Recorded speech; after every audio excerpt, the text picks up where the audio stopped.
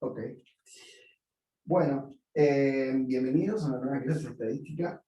Hoy vamos a seguir con la guía 7 y como parece necesario por los comentarios que están haciendo, vamos a tratar de condensar un montón de información que estuvieron digiriendo y que van a seguir digiriendo y que es súper importante relativa a estimadores. Entonces, todo lo que tiene que ver con estimadores, que son las últimas 3 teóricas, es una construcción que uno va armando, como toda la materia, que yo dividiría en 2 partes, y déjenme hoy abordar la primera de esas partes, y la próxima clase abordamos la segunda.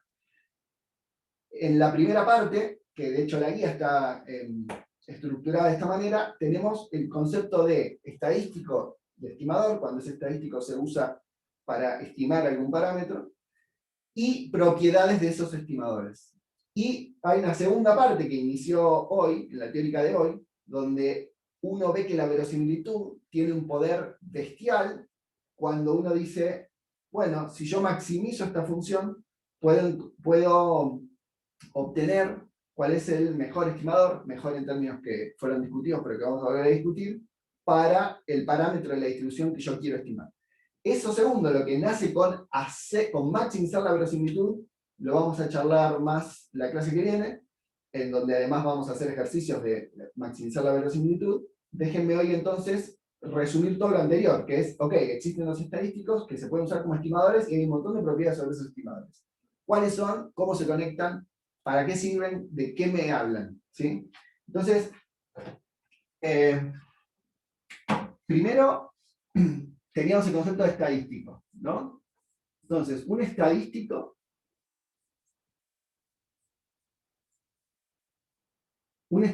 es una función de los datos que no depende de los parámetros. Si dependiera de los parámetros que quiero, de parámetros que no conozco, ¿no? O sea, es una función de los datos, es una f de los xy, donde los xy son variables aleatorias de las mediciones. Alguna combinación. El promedio, por ejemplo, es un estadístico posible. ¿Puede acá aparecer un parámetro? Sí, así como puede aparecer el número 2, el número 3, alguna cosa, también puede aparecer el mu, si es que es conocido, o el sigma, o algún parámetro conocido. Lo que no debería haber acá es un parámetro desconocido. Ahora, este estadístico se transforma en un estimador cuando, como su nombre lo indica, lo uso para estimar algo. Entonces, un estimador es un estadístico que estoy usando para estimar alguna cosa, pero entonces es una, lo voy a poner acá más explícitamente, en el siguiente sentido.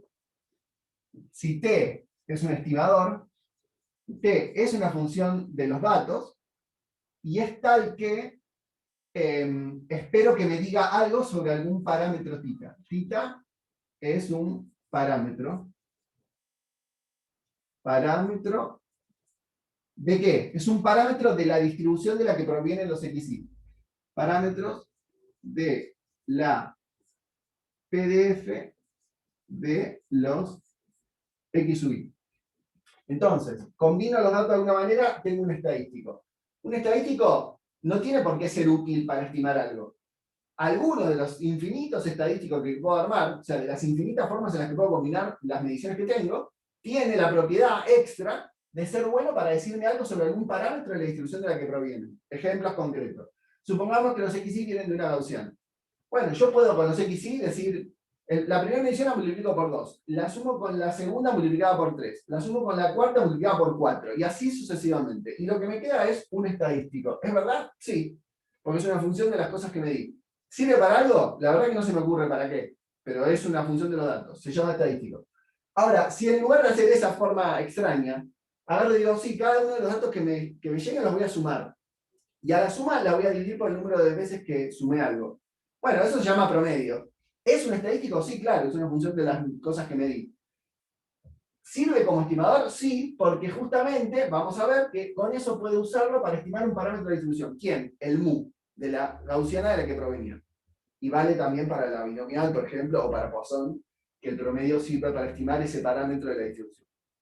Entonces, hasta ahí estamos con estas dos cosas que ya habíamos charlado antes. Ahora, sobre estos estimadores nosotros vamos a charlar un montón de cosas que tienen que ver con sus propiedades.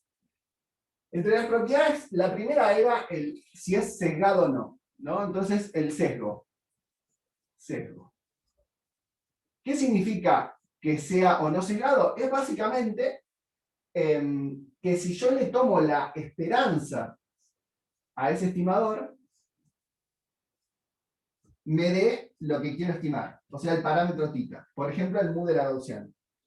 Si da algo más, lo voy a poner así, a esta B, que se suele usar la B porque viene de bias del inglés, o sea, bias es el sesgo.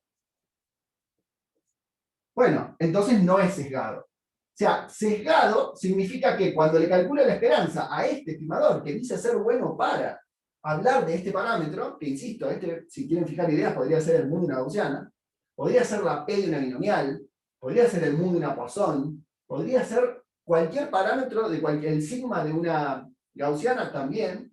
Entonces, si tengo una función de datos que es buena para estimar algún parámetro de la distribución de la que esos datos provienen, bueno, voy a decir que el sesgo es la diferencia entre su esperanza y aquello que quiere estimar. Si la esperanza de ese estimador coincide con el valor que quiero, con el parámetro que quiero estimar, entonces no hay sesgo. O sea, el sesgo, un estimador no sesgado es un estimador que da θ acá. Si hay algo más, ese algo más es el sesgo. Y esto, lo único importante a entender acá, para diferenciarlo de lo que viene ahora, que es consistencia, es que esto lo puedo hacer para cualquier valor de n. O sea, no tengo que tener infinitas mediciones. La esperanza es una función de los datos que yo puedo calcular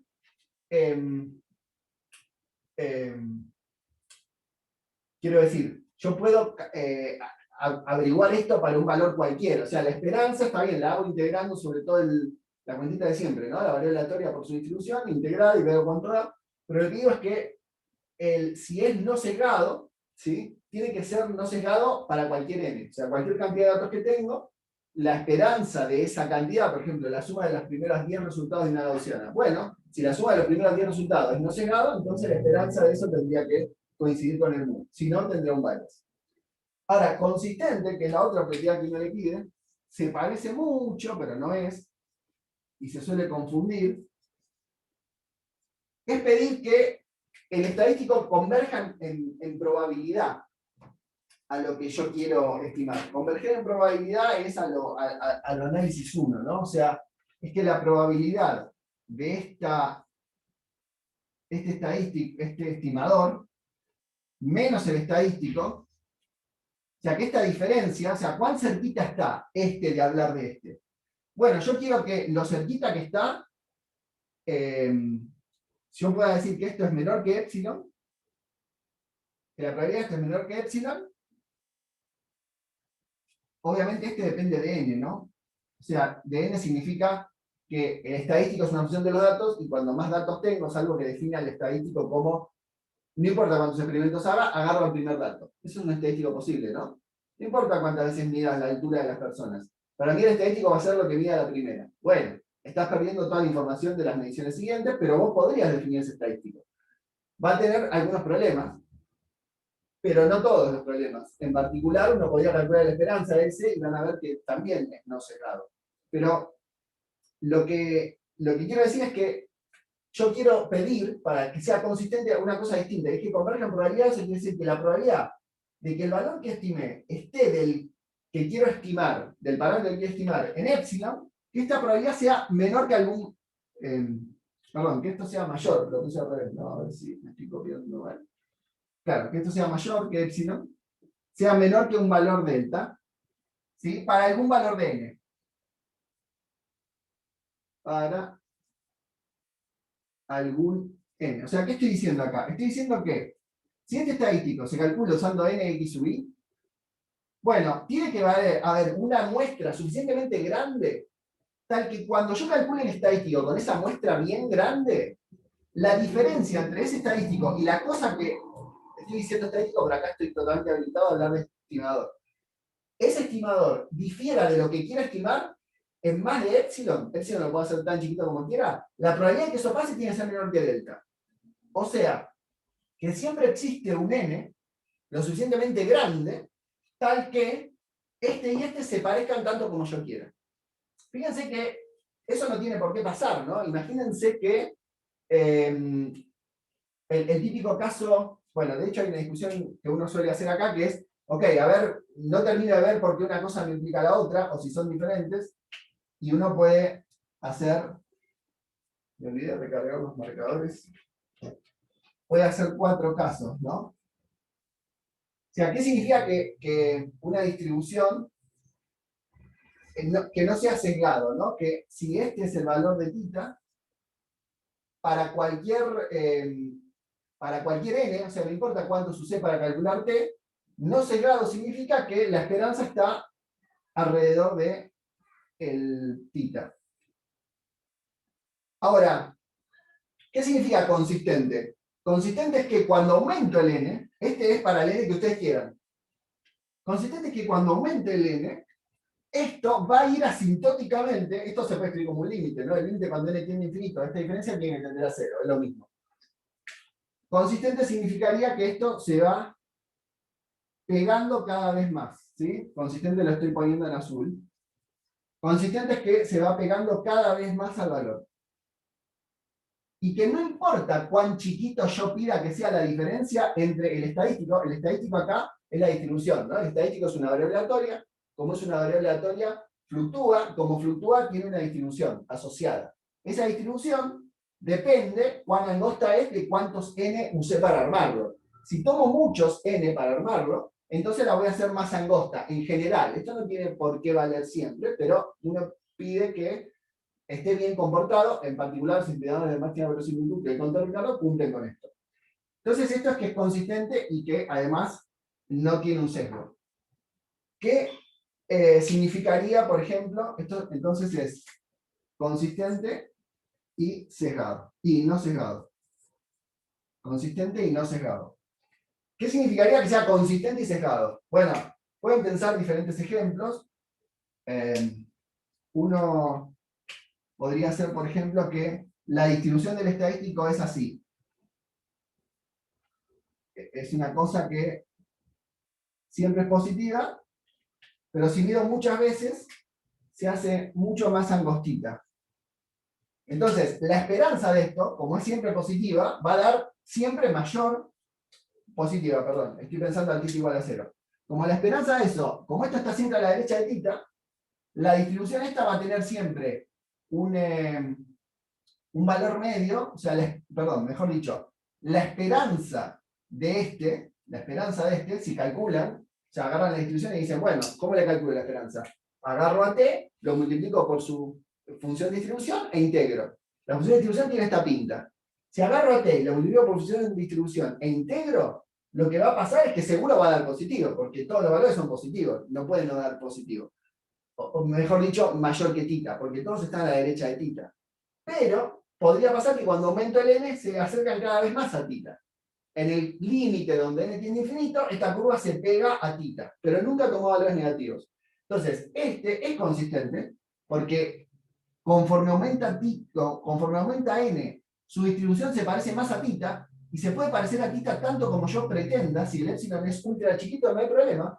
Vas a tomar un n ultra grande y vas a conseguir que sea así de chico, pero para cualquier realización particular, para cualquier n en donde vos pares el experimento, cuando calcules la esperanza de la distribución te va a dar arriba de θ. Entonces este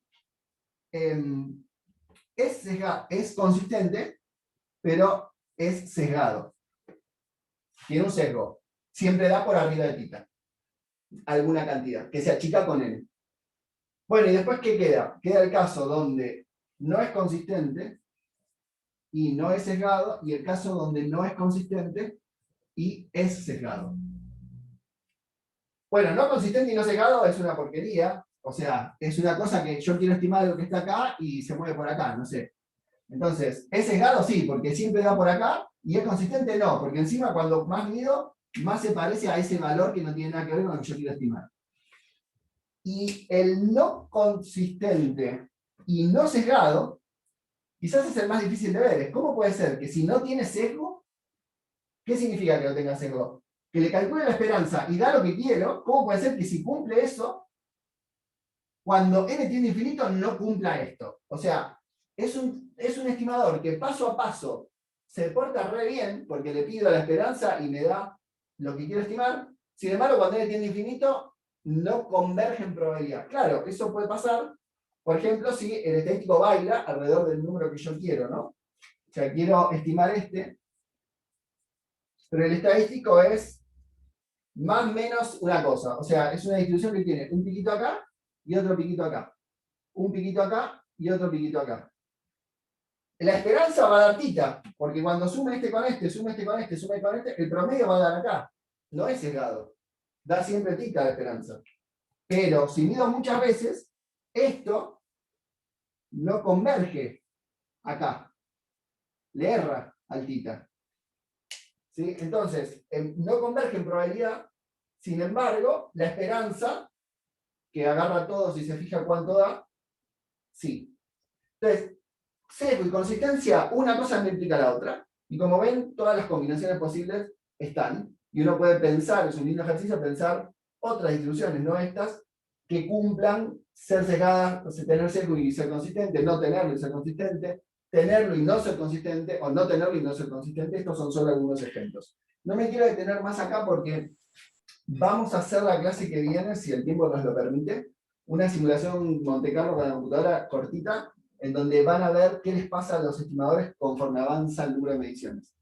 Así que, salvo que... Darío, ¿te pasa una? Sí, dale. No, el de abajo a la derecha, no sesgado, no consistente y sesgado. La pinta de la distribución es como el consistente y no sesgado. La pinta O sea, que te referís. digo esto de que no es asimétrico, pero tiene un bias porque está alejado de tita. ¿Sería así? Podría ser así, pero también podría ser cualquier cosa. O sea, Ok, ya con que no esté centrado en tita, ya es suficiente para encontrarle un sesgo, digamos. exactamente. Bueno, sí, o sea, porque claro, está bien, sí, lo que decís. O sea, no tiene por qué tener esta forma. Yo podría haber dibujado una cosa acá que hacía así. Ok, Que perfecto. cuando aumentaba el número de mediciones, se hacía así. Bueno, ¿es un estadístico? ¿Es un estadístico? Sí, es un estadístico. Ahora, ¿sirve como estimador para tita? No, está en cualquier lado. ¿Es sesgado? Obvio, mirá, con la esperanza de te va a dar todo esto de sesgo. ¿Y es consistente? Y no importa cuán grande sea el n, nunca se va a parecer a tita. ¿Está bien? Darío, yo tengo otra pregunta sobre el de arriba a la derecha. Sí. No veo dónde está el sesgo ahí. Creo que eso me confundí un poquito. El sesgo está en que si vos tenés una distribución que es así, ¿no? Así, y le calculás la esperanza de esa distribución nunca te va a dar el valor mínimo de la distribución. La esperanza te va a Claro, dar sí. el sesgo es Claro, este. como la exponencial. Exactamente. Ok, bárbaro, gracias. Solamente la distancia entre la esperanza y el valor que quiero estimar. Fíjate que que es el sesgo, es la esperanza menos el valor que quiero estimar. ¿Está bien? Yo tengo una. Cuando aumentamos el n, ¿la distribución se va a hacer siempre más picuda? No necesariamente, no. Está bien lo que decís. No. Yo acá tomé algunos ejemplos, pero no tiene por qué. Por ejemplo, la distribución podría ser, te invento una que no. Vengo de una gaussiana. Ok, bueno, lo que yo voy a hacer es, agarro un número. No me voy a fijar cuánto vale. Me voy a fijar si es el primero, el segundo y el tercero, el cuarto. Y lo que voy a hacer es -1 a la el n. O sea, del número, más que usar el número, lo que uso es su ubicación en el orden de aparición. Entonces me queda -1 a la n. -1 a la 1 queda acá. -1 a la -1 queda acá. -1 a la 1 queda acá. -1 a -1 queda acá. Baila así, y siempre baila así. Y el ancho no cambia. Es siempre una delta acá y otra delta acá, en 1 y en -1. ¿Y es una distribución posible? ¿Es función de los datos? Sí, porque yo necesito saber en qué lugar apareció el número para elegir qué n le asocio. ¿Está bien? Ok, ajá. Es la que se me acaba de ocurrir, no creo que sea la mejor. Podés pensar otras y va a pasar. Entonces, está bien esta anotación, no sé si es la más feliz para decir. Entonces, el límite cuando n tiende a infinito hace que esto tienda a cero. Darío, Esto es consistente. te- Todas estas propiedades son muy Darío, importantes ¿Alguien está hablando? Yo, Agus, que Ah, estoy muy bajita. Ah, ahí va. No, quería pasarte una pregunta del chat. dale. Creo que me quedan dudas de cómo interpretar la esperanza del estimador. O sea, el estimador tiene una distribución asociada y es con esa distribución con la que calculo la esperanza.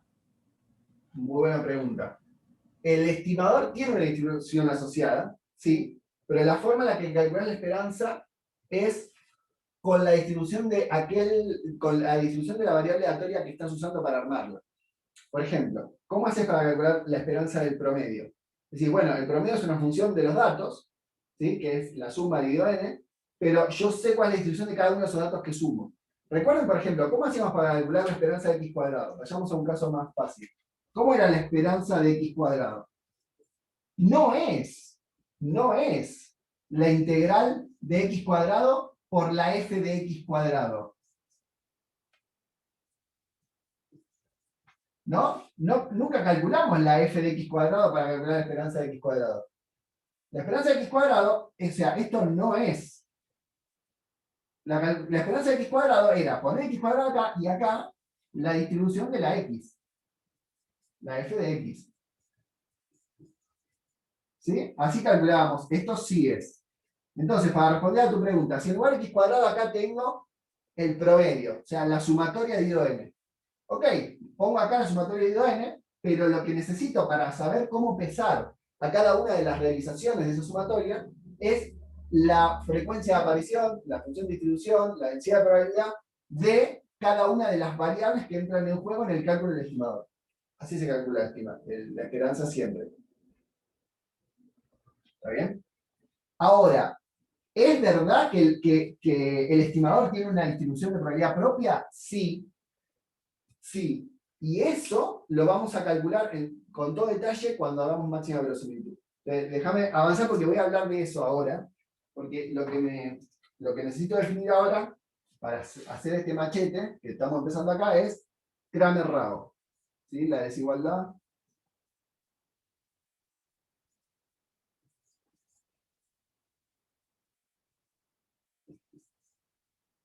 Voy a insistir con algo que ya dije varias veces. El único comentario que dejaron en la página web anónimo a favor de hacer algo constructivo con la materia fue esto. Traerle la teórica a las cosas y resumirlas antes de una clase. No hubo otro. Así que, por favor, anímense a decir lo que les parece. O sea, salvo que no tengan nada que decir, que lo dudo. Entiendo que no haya más comentarios que ese. Pero deberían haber más. Y si los hacen al final, está bien. Pero si los hacen antes, pueden aprovechar las consecuencias de haberlos hecho, ¿no? Desigualdad de Cramer-Rao. Bueno, ¿de qué habla la desigualdad de Cramer-Rao? De la varianza del estimador. Lo que nos dice es que la varianza de t es mayor o igual que... Y acá, creo que Ricardo no usó la misma notación, pero ustedes me dirán.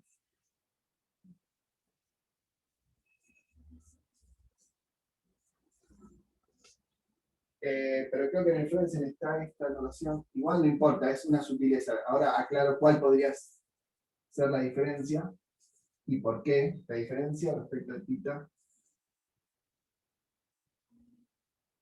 El logaritmo de L, ¿no? Esto, no definir verosimilitud. Y estoy escribiendo esto. Acá me salté un pasito. Ahora voy a decir lo que es la verosimilitud y lo hacemos. Lo que estoy diciendo es que esta B que agregué acá, en la teórica no estaba, y lo pongo solo para que lo puedan conectar con el Frozen quienes estén usándolo, o cualquier libro de texto. Esto que está acá es justamente este B que está acá. O sea, la varianza, gracias a la desigualdad de Cramer-Rao, sabemos que siempre va a ser mayor o a lo sumo igual, en el mejor de los casos, a esto que está acá. Entonces, es una cota mínima para la varianza. Menos que eso no va a tener ningún estimador. Ahora, ese estimador está escrito en función de θ, donde θ es este mismo θ, el parámetro de la distribución de la que proviene, y para calcular esto hay que saber escribir la verosimilitud. Entonces ahí, perdón que me salté un paso, que es el paso más importante, que es la verosimilitud, que nos permitió escribir esto. Entonces lo escribí nada más, ahora vuelvo, pero hablemos de la verosimilitud, que es todo lo que uno quiere saber de estadística para empezar a hablar de estadística. Y es, venimos usando mucho, y ya creo que todos tienen una visión bastante clara de qué es la función de distribución, que es lo que usábamos en variables continuas. En discretas teníamos una probabilidad. En esta parte vamos a hacer un poco de abuso de notación, vamos a usar la misma f chiquita para las dos cosas, pero tiene que estar bien claro que una es una densidad y la otra es una probabilidad. Pero a la hora de definir la verosimilitud, que tiene asociada la letra L, porque en el inglés verosimilitud es likelihood, uno puede escribir la verosimilitud nada más. Yo voy a hablar de verosimilitud y de función verosimilitud. La verosimilitud es función de los datos y de los parámetros de los que depende la distribución. Y se construye simplemente multiplicando las f, que es función de θ, bueno, si pongo θ ahí no se va a entender, la f de los x sub i. ¿De qué dice esto? Antes no necesariamente poníamos, bueno, en la binomial lo hacíamos, ¿no? Poníamos n y p, por ejemplo, después de la barrita, para decir que n y p son los parámetros que tienen que estar dados para poder calcular la f. En la gaussiana también a veces ponemos mu y sigma cuadrado, en Poisson ponemos mu, bueno, ese es esto. Este que está acá es el mu de la Poisson, el n o el p de la binomial, el mu o el sigma cuadrado de la gaussiana. Eso es θ, es el parámetro de la distribución de la cual provienen los x sub i.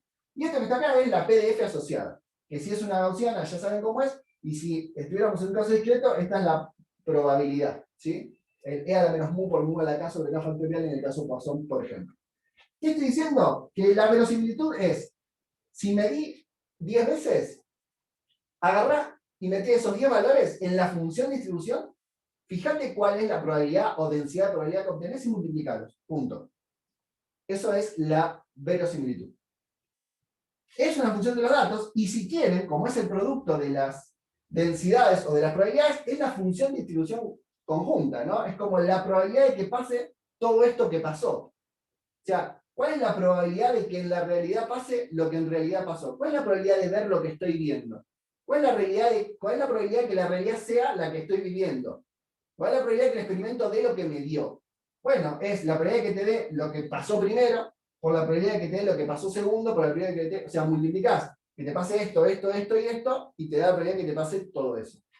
Eso ya lo veníamos discutiendo antes, cuando los procesos son independientes, la probabilidad conjunta de la producto de las probabilidades. Y de hecho, en la guía 4 y en la guía 5 vieron que la distribución de probabilidad conjunta de x y de y era la f de x por la f de y. O sea, hacíamos eso si eran independientes. Bueno, acá estamos haciendo lo mismo. Para construir esto, que en términos de lo que estoy diciendo, se puede pensar como una función de densidad de probabilidad conjunta de los x sub i, porque es el producto de cada uno de ellos. Eso en sí mismo no es lo más útil de la verosimilitud, sino cuando uno la piensa al revés, como una función, ya no más una probabilidad, sino una función en este sentido. Es una función de θ dado los datos que medí. Se calcula igual, o sea, voy a hacer la productoria de cada uno de los valores metidos en la función de distribución. Pero ¿qué pasó? La primera cosa es, ¿esto es una densidad de probabilidad conjunta? Sí, es el producto de funciones de densidad, como veníamos haciendo. ¿Esto es una función de densidad de probabilidad? No, ni siquiera da 1 la integral de esto en θ.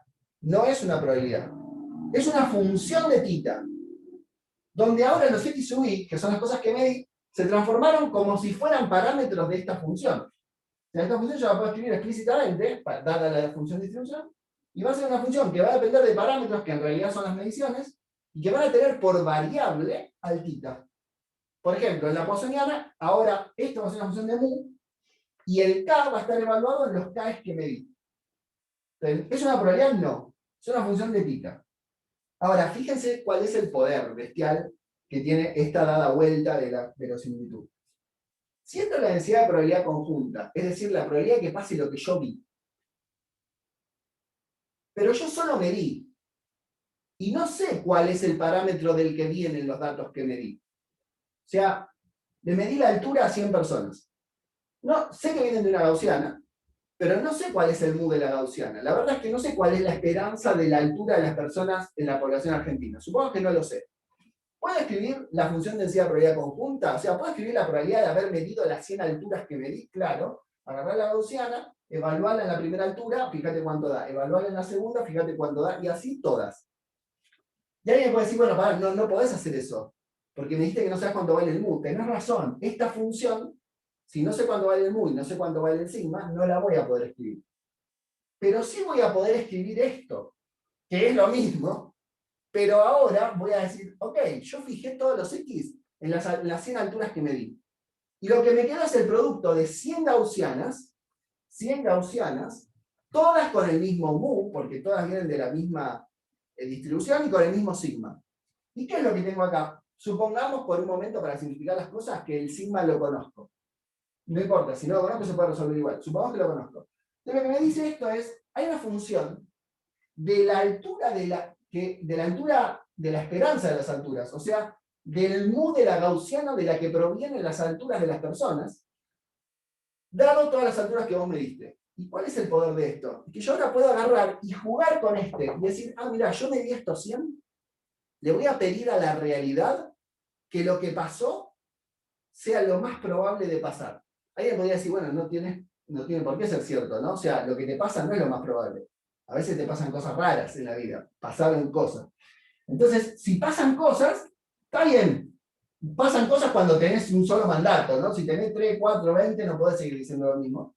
Entonces, este n, si es muy grande, es muy probable que lo que te pasó sea una buena descripción de lo que debería pasar. O sea, si juntás estadística, la realidad te va a dar mucha información sobre cuál es la distribución de la que vienen las alturas de las personas. Bueno, ok. Entonces, ¿qué hago?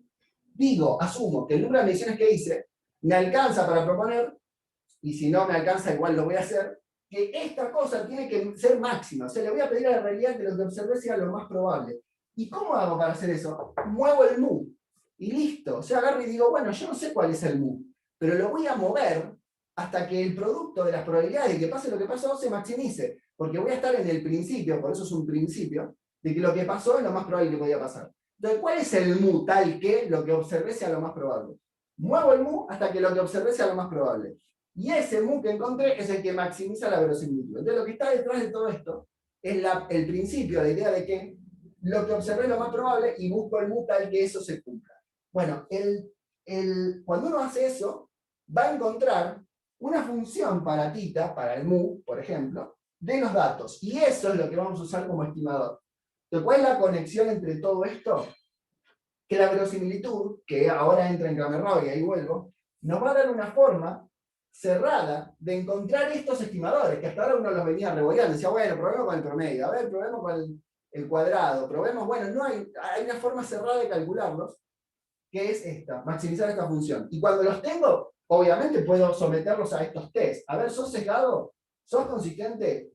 ¿Qué onda con vos? Bueno, van a ver que si lo obtuvieron haciendo esto, todas las propiedades que tienen son muy buenas, porque es consistente, asintóticamente no sesgado, tiene la mínima varianza, si es que existe uno de mínima varianza, si es 100% eficiente, es suficiente. Todas las cosas lindas que uno quiere para un estimador, si existe un estimador que cumple esas cosas lindas, máxima verosimilitud les va a decir cuál es.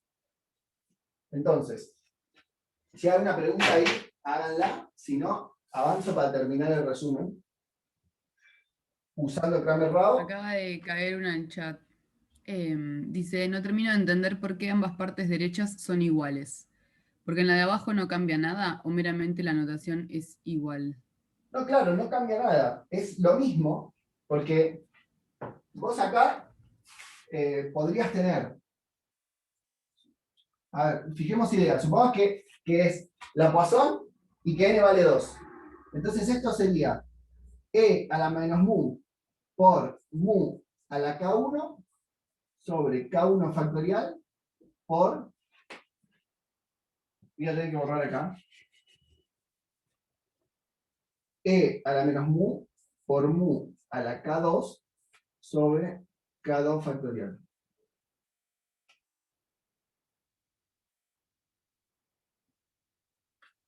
Eso es la verosimilitud o la función de distribución conjunta de que ocurra K1 y K2. Es multiplicar la probabilidad de que ocurra K1 por la probabilidad de que ocurra K2. ¿Qué usé? Que son poissonianas y que vienen del mismo mu.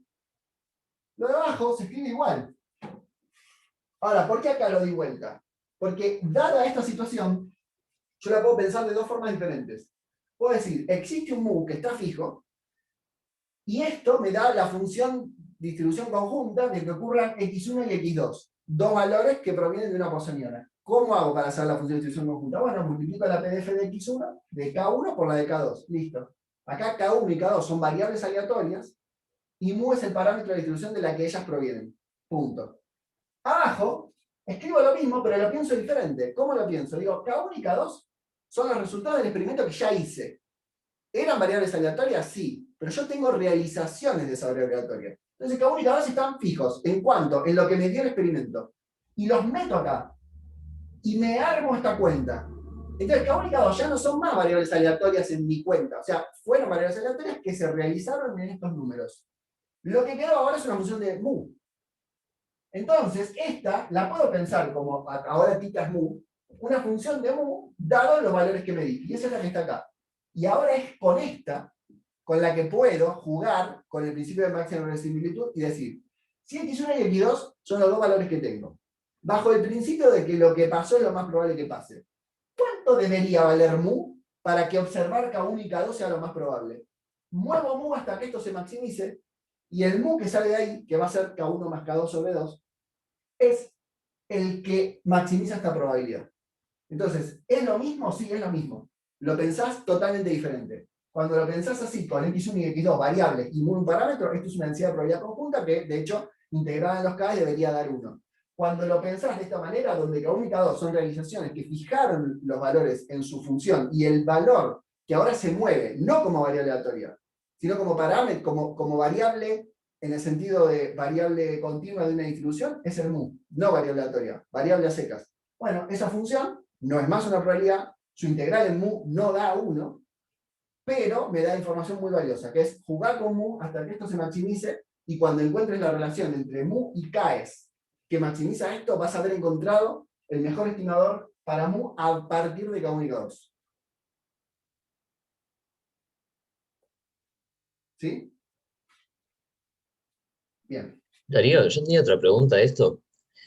En verosimilitud siempre trabajamos con un modelo, o sea, con una distribución asumida, con una F asumida. Claro, no podés escribir la verosimilitud si no sabes cuál es la distribución de la que provienen los datos. Ah, esa es tu pregunta. Ok, porque, claro, porque me hiciste pensar con esto de que decís que el principio de máxima verosimilitud es esto de cómo explico los datos, como que lo que me pasó es lo más probable que podía pasar. Sí. Pero puede ser que lo que te haya pasado sea lo más probable bajo otro modelo, ¿no? O sea, me Obvio. confunde un poco esto de, ¿cómo sabes si tu modelo era el óptimo para testear eso o no? Totalmente. No lo sabes, y de eso se trata la guía 9. La guía 9 es justamente decir, bueno, supongamos que estos datos provienen de esta distribución. Bien. ¿Cuál es la probabilidad de observar lo que observé bajo la hipótesis nula de que los datos provienen de ahí? Y vas a poder asignar una probabilidad a que los datos provengan de esa distribución. En realidad lo que vas a poder hacer es asignar una probabilidad a que, asumiendo que es verdad que viene de esa distribución, te haya pasado lo que te pasó. Y cuando tengas esa probabilidad, la probabilidad de que te haya pasado lo que te pasó, suponiendo que los datos vienen de ahí, vas a tener que tomar una decisión. Y es, ok, los datos vienen de ahí, y lo que me pasó tiene esta probabilidad, porque tuve suerte o mala suerte, dependiendo de cuánto te haya dado, o como la probabilidad que me dio es muy chica, esa suposición de que los datos venían de ahí, la voy a descartar, y voy a suponer que es otra. Pudo haber pasado que la suposición estaba bien, y que vos quisiste someterla a un test, que te dio que la probabilidad que venga de ahí es bajísima, y en realidad estaba bien.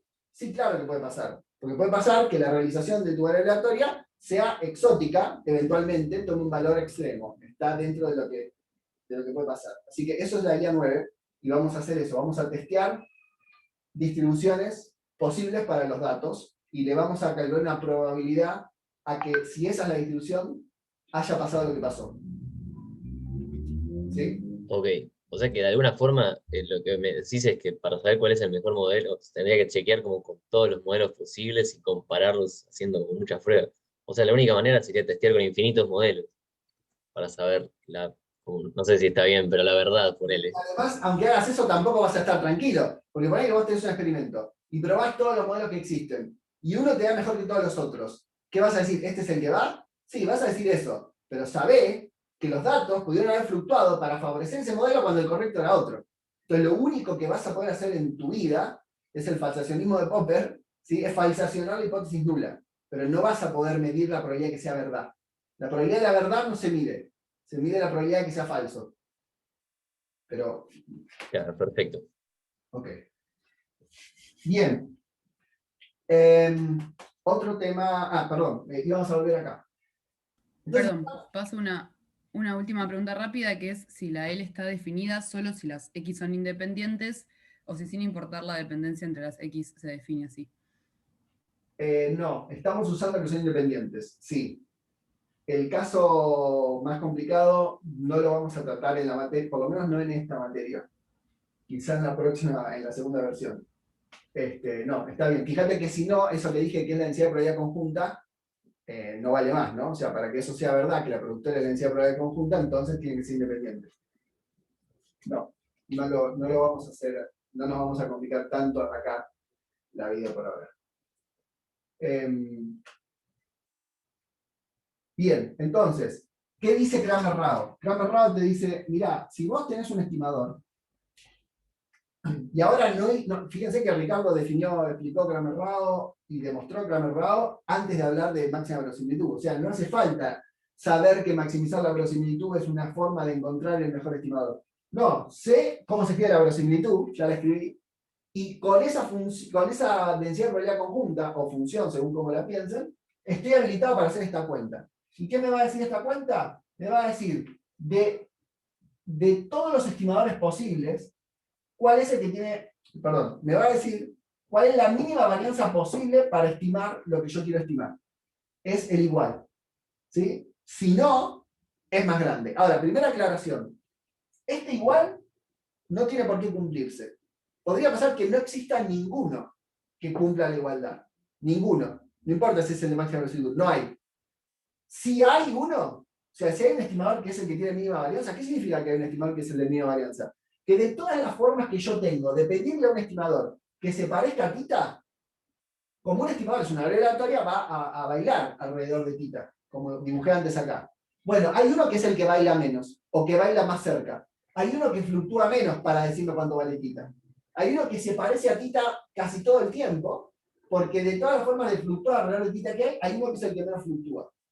El que menos fluctúa, es el que tiene esta varianza, con el igual, y no hay uno que fluctúe menos. Si existe uno que tiene la mínima varianza de Cramer-Rao, máxima de verosimilitud lo vas a ver encontrar.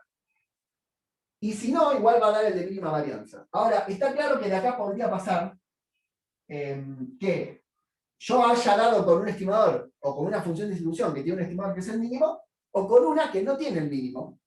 O peor, que tiene un mínimo, pero yo estoy usando uno que no es el mejor estimador, es otro. Entonces, ahí es donde se define eficiencia.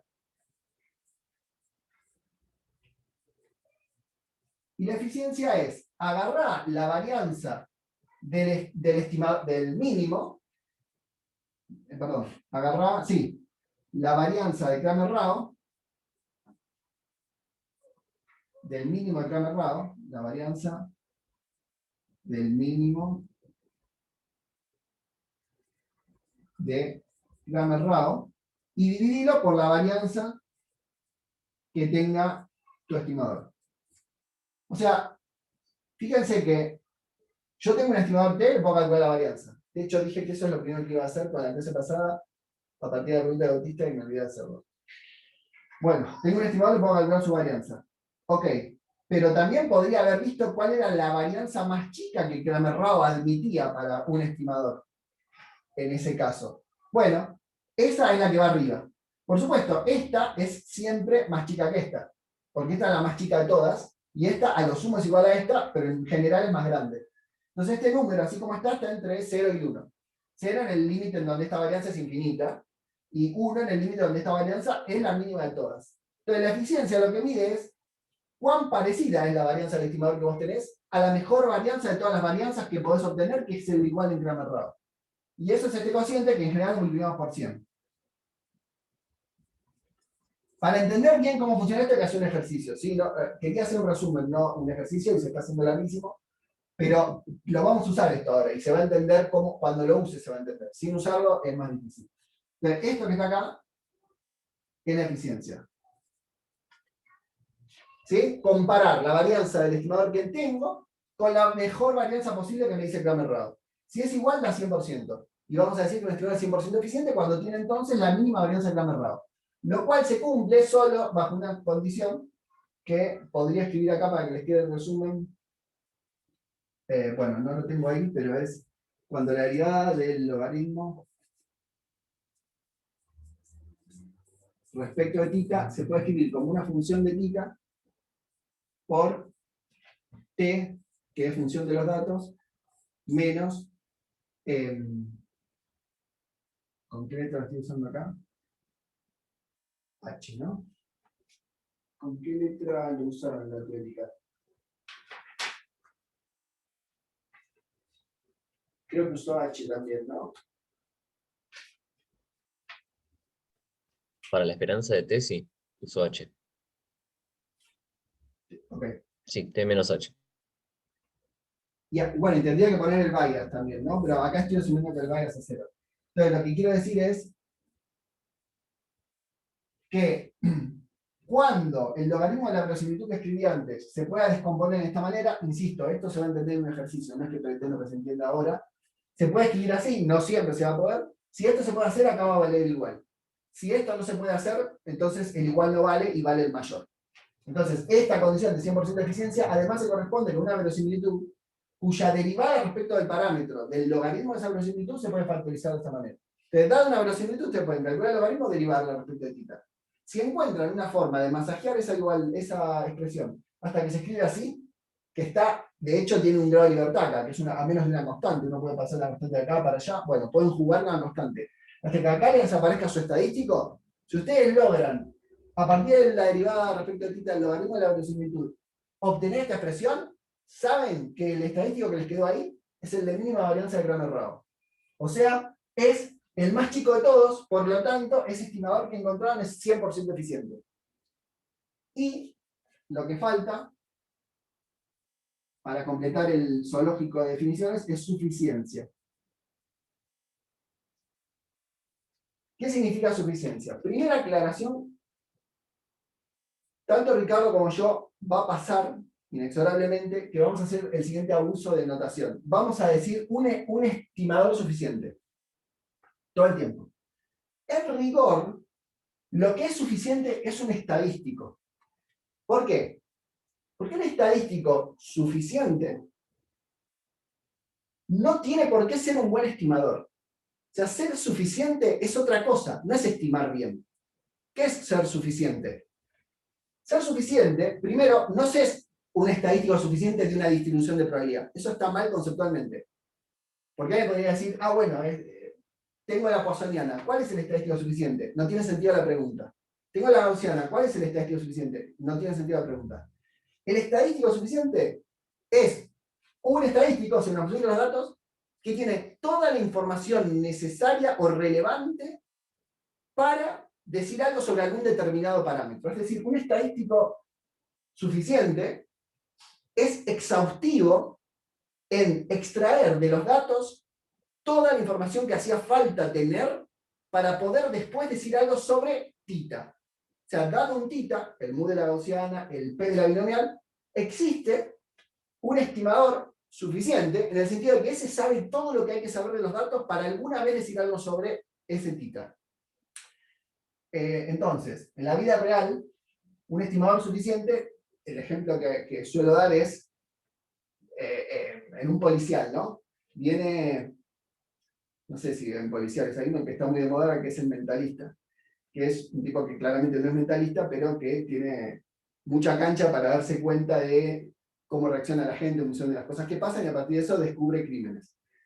Una especie de Sherlock Holmes, pero más moderno, más fancy. Entonces, ¿qué significa que un estadístico suficiente en ese contexto? Yo entro a la escena y, bueno, viene la policía y me dice, acá asesinaron a alguien. Bueno, tenés que peritar la zona y te tenés que llevar la información necesaria para después averiguar quién fue el asesino. Bueno, El estadístico suficiente es el tipo que dice, bueno, a ver, acá hay una hoja de un bombón que alguien se comió y lo dejó ahí. ¿Sirve? Sí, llévala porque en esa hoja podría estar la huella digital del asesino. Aunque comerse un bombón en la escena del crimen sería una locura, supongamos que ahí está. Ahora va y dice, che, la pared está pintada de blanca. ¿Anoto que la pared está pintada de blanca? No. No anotes que la pared está pintada de blanca. Es irrelevante saber si la pared está pintada de blanca para saber quién fue el asesino. No, no aporta. Bueno, sigo caminando. Encuentro sangre en el piso. ¿Hay que anotar que hay sangre? Sí, anotar que pasó eso. Sigo y encuentro un montón de información que puedo relevar o que puedo tirar y no me la tengo que llevar. Entonces, de todas las pruebas que hay en la casa, ¿cuáles me guardo? Solo las que me sirven para después dilucidar quién fue el asesino. Ok, esas, las pruebas que me llevo, son suficientes para decir algo sobre el estimador que acaban de hacer el asesino. Ahora, ¿cuál es la ventaja de un estimador suficiente? Que podría pasar que haya un montón de información irrelevante a los fines prácticos. Entonces yo me guardo solo lo que importa. ¿Para qué? Para estimar, para decir algo de un determinado parámetro. Obviamente, un estimador suficiente es, le llevo toda la información. O sea, agarro la escena del crimen y me la llevo a mi casa. ¿Es un estimador suficiente la escena del crimen? Por supuesto, porque en la escena del crimen está toda la información necesaria, o por lo menos toda la información que hay disponible para decir algo sobre eso. Pero en general eso es recontra ineficiente. Computacionalmente es importante saber cómo guardar información relevante y nada más. Y el ejemplo más común para decir esto en estadística, ya sin hablar de un policial, es, quiero estimar el promedio. ¿Qué tengo que hacer? ¿Me tengo que guardar cuánto vale X1, cuánto vale X2, cuánto vale X3, cuánto vale... No hace falta. No guardes cuánto vale cada uno. Guardas un solo número, la suma. Te imaginas que se está haciendo un experimento donde guardan gigabytes de información por unidad de tiempo. Una bestialidad. Y vos solo te interesa saber la probabilidad de que ese proceso suceda. ¿Vas a guardar el valor que tuvo cada interacción? ¿La partícula pasó o no pasó? No me importa. Solo quiero saber cuántas veces pasó en total. Me guardo ese número y sé que es un estimador suficiente porque tiene toda la información que necesito para decir algo sobre la probabilidad.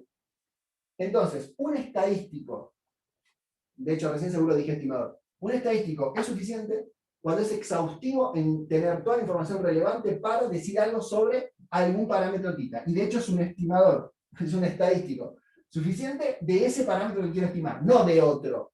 Eventualmente lo será, pero es de ese. O de cualquier función de ese.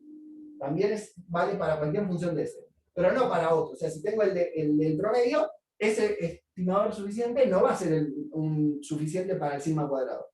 ¿Sí? Pero si tengo el de sigma, también va a ser suficiente para el sigma cuadrado porque un estimador suficiente de algo es estimador suficiente de cualquier función de esa cosa. Bien, entonces, ¿qué significa en términos formales esto? Que la función de distribución f de x, θ, se puede factorizar como una función, no me fijé la notación que... Bueno, creo que en realidad acá usan g y h, ¿no? Una g que depende del estimador y de θ, y una h que depende de los datos. O sea, acá hay un producto. Si la f se puede escribir como el producto de dos funciones, donde una tiene solo datos y la otra tiene al estimador con la cosa que quiere estimar y nada más, entonces este estimador t es un estadístico suficiente para θ.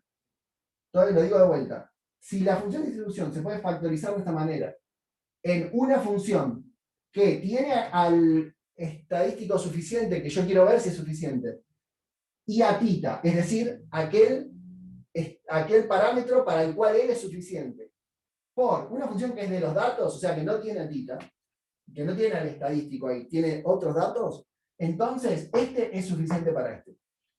Y para terminar, esta condición de suficiencia se cumple siempre que tengo uno que es 100% eficiente. O sea, un estimador 100% eficiente, recuerden que 100% eficiente significa que se puede escribir así también. Es muy fácil ver que si se puede escribir así, se está cumpliendo esto. Donde, ¿sí? Está pasando esto que está acá. Se pudo factorizar, digamos. Si derivan esto, van a ver que la derivada de esto les da esa forma. Entonces, resumen y arrancamos un ejercicio. Estadístico, cualquier función de los datos. Estimador, cualquier función de los datos que me sirva para estimar algo. Sesgo, cuando la esperanza de ese estimador es igual a lo que quiere estimar, no tiene sesgo. Si no es igual, la diferencia es justamente el sesgo. Consistente, cuando converge en probabilidad a lo que quiere estimar. O sea que en el límite donde el número de muestras tiene infinito, el estimador se parece a la cosa que quiero estimar tanto como yo quiera. Desigualdad de Cramer-Rao me da, dada la verosimilitud, que ya escribí en el pizarrón anterior, una forma cerrada de saber cuál es la mínima varianza de todas las varianzas posibles que puede tener el estimador. Eficiencia. Lo que hace es decirme, cualquier eficiencia cualquier varianza que tengas para cualquier estimador, la puedes comparar con la mínima. Si es igual a la mínima, decís que es el 100% eficiente. Y si es más chica que la mínima, porque la varianza de tu estimador es más grande que la de Cramer-Rao, entonces va a ser menos del 100% eficiente. Suficiencia. Es un estadístico, o sea, una función de los datos, que es exhaustiva en saber todo lo que hay que saber para alguna vez decir algo sobre un tita dado. Y para que eso exista, tiene que pasar que la función de distribución en la cual vive ese parámetro que yo quiero, del que quiero decir algo, se tiene que poder factorizar en una función del parámetro y de ese estadístico, que yo digo que es suficiente, por una función que es solo de los datos. No depende del parámetro ni del estadístico. Si esto pasa, entonces este es suficiente. Y si hay un suficiente, entonces es una condición necesaria para este, pero vale la recíproca. O sea, no es un sí solo sí lo que voy a decir. Si es eficiente, seguro que es suficiente. Pero si es suficiente, no necesariamente es 100% eficiente. Y se ve derivando esto, igualando acá, y van a ver que esta condición es mucho más exigente que esta condición. Y por lo tanto, si es eficiente, seguro que es suficiente, pero la recíproca no se tiene por qué cumplir. Y agregué que si hay un estadístico suficiente, entonces cualquier función de ese estadístico también es suficiente. O sea, tengo el promedio suficiente, bueno, el promedio al cuadrado también. O sea, el promedio al cuadrado también sabe todo lo que hay que saber de los datos para decir algo sobre el parámetro del cual él es suficiente. Todo esto que dije no es sobre máxima verosimilitud. Como dije, hoy cortamos acá con el repaso para meter en un pizarrón las últimas 3 teóricas. Lo vamos a usar, que es la única forma de entenderlo, pero hay todas estas propiedades, uno las puede pensar ahora para el estimador de máxima verosimilitud, que fue lo que contó hoy Ricardo. Así que tienen tiempo hasta la próxima para digerir eso y repasar qué significa para el estimador de máxima verosimilitud. ¿Es cejado? No, nunca. ¿Es consistente? Siempre. ¿Es el de máxima verosimilitud? ¿Es el de eficiente? Si existe un eficiente, el de máxima verosimilitud lo es. ¿Es suficiente? Bueno, si existe un 100% eficiente, es suficiente, y máxima verosimilitud también te lo da. O sea, máxima verosimilitud de la papa te da lo mejor que te podés encontrar, pero bueno, obviamente, si no existe lo mejor, máxima verosimilitud no lo va a inventar. Solo te lo va a dar si existe. Listo. ¿Alguna pregunta?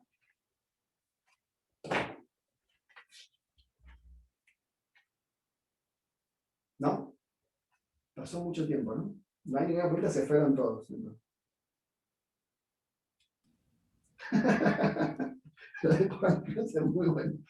Me pone muy feliz que explicaras esto. Nunca me dijeron eso. Me causa mucha gracia que te ponga feliz. Pero gracia bien, ¿no? O sea, no de burla, gracia de alegría. Gracias por compartir tu felicidad. Bien. Voy a borrar y voy a hacer un ejercicio donde usemos estas cosas y tratemos de cortar a la 1 para poder hacer un intervalo de 20 minutos como siempre, y los 40 que quedan no nos van a alcanzar. Qué joda, ¿eh? Bueno, voy a tratar de meter este en menos tiempo.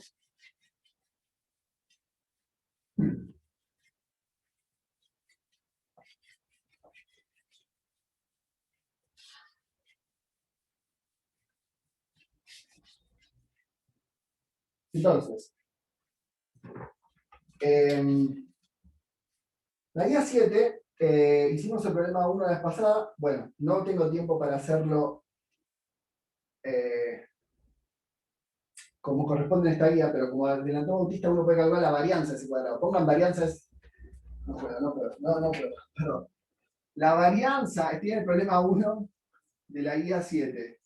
La varianza de ese cuadrado se podía calcular, porque lo único que había que hacer era la varianza de la sumatoria de los x sub i menos mu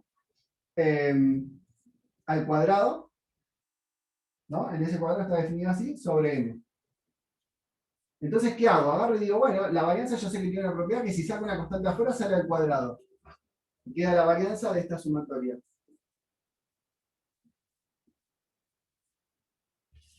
Y ahora me invento meter un sigma a la cuarta acá, y así como el n salió al cuadrado acá, es porque tengo que meter un sigma acá. O sea, si meto un sigma acá es porque metí un sigma cuadrado. ¿Sí? Ese sigma cuadrado afuera saldría al cuadrado, saldría a la cuarta. Entonces puse este sigma a la cuarta para estar habilitado a meter este sigma cuadrado acá adentro. Lo que quedó ahí adentro entonces es... quedó el sigma a la cuarta de esto por esta que está acá. Y ya está, ¿no? Porque lo que pedía era encuentre el error de S cuadrado cuando los x sub i son gaussianos. ¿Qué es eso que quedó ahí?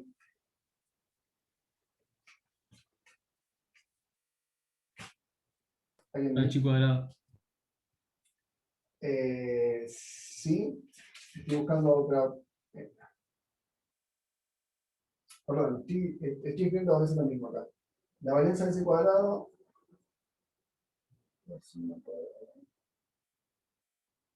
Sí, es un h cuadrado. ¿Y qué significa que es un h? ¿Cuál es la varianza del h cuadrado? Eso es lo que me faltaba decir.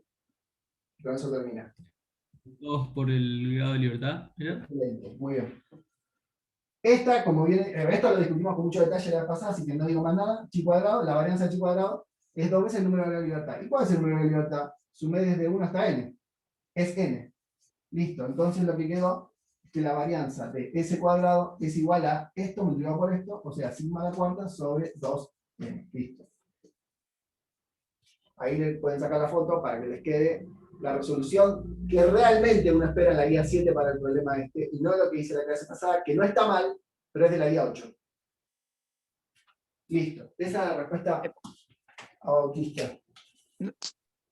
¿Darío no sería sigma a la cuarta? Sí, ¿O acá estoy...?